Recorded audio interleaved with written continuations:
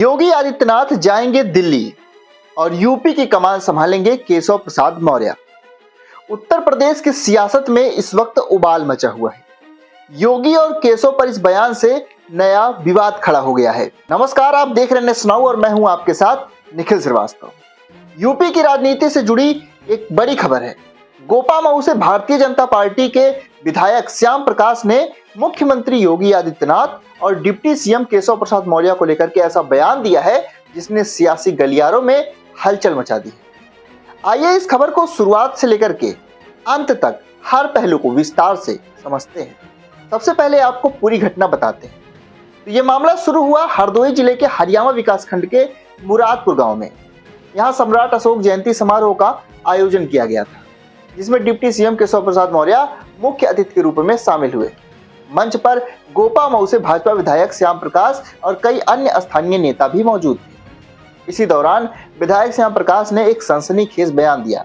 उन्होंने कहा, बाबा मतलब योगी आदित्यनाथ दिल्ली चले जाएं और केशव प्रसाद मौर्य उत्तर प्रदेश संभाल लें। उन्होंने आगे कहा कि केशव जी केवल उत्तर प्रदेश के नेता नहीं हैं, बल्कि देश के लाखों दिलों पर राज करने वाले नेता हैं। मेरे मन में जो आता है वो पूरा भी होता है और एक दिन समाज इसका गवाह बनेगा। सबसे पहले आप ये बयान सुनिए। मैं तो चाहता हूं तो केशव जी केवल मौर्य समाज के ही नेता नहीं है। केशव जी पूरे प्रदेश और पूरे देश के लाखों लोगों के दिलों पर राज करने वाले नेता हैं। और हमारे तो मन में एक बात आती, कहो तो कह दें, हम तो चाहते हैं कि बाबा दिल्ली चले जाएं, केशव जी उत्तर प्रदेश संभाल लें।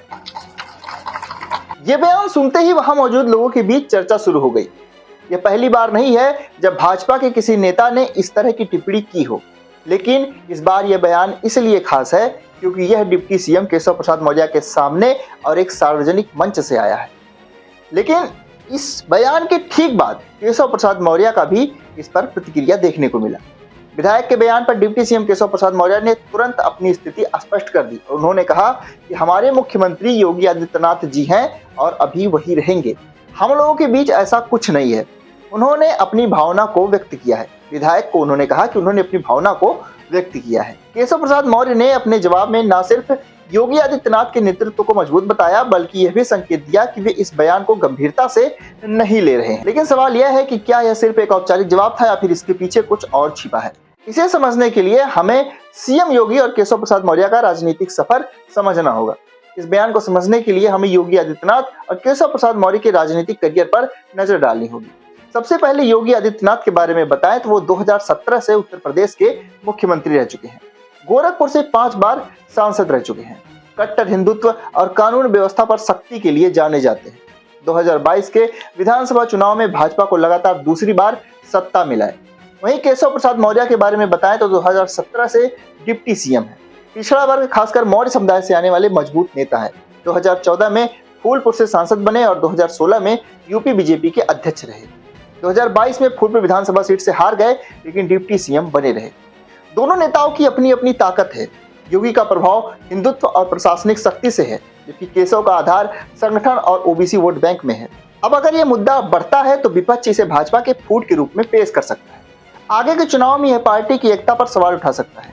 खासकर समाजवादी पार्टी इस मौके का फायदा उठा सकती है। अखिलेश यादव पहले भी योगी और केशव के बीच तनाव की बात उठा चुके हैं, लेकिन अभी के माहौल को देखकर लगता है कि योगी आगे भी सीएम बने रहेंगे, क्योंकि बीजेपी की तरफ से ऐसा कोई भी जवाब कहीं से भी देखने को नहीं मिला है। अपने विधायक के बात पर भी केशव प्रसाद मौर्य ने उसे इस तरह से बताया कि अभी के लिए तो फिलहाल सीएम योगी ही उत्तर प्रदेश की कमान संभालने वाले हैं, लेकिन भविष्य में क्या होता है ये देखने वाली बात होगी। हालांकि भविष्य में अगर ऐसा होता है तो ये उत्तर प्रदेश और पूरे देश की सियासत में एक बहुत बड़ा कदम होगा। और ये भी देखना होगा क्या विधायक का ये बयान पार्टी को नुकसान पहुंचाता है या फिर फायदा।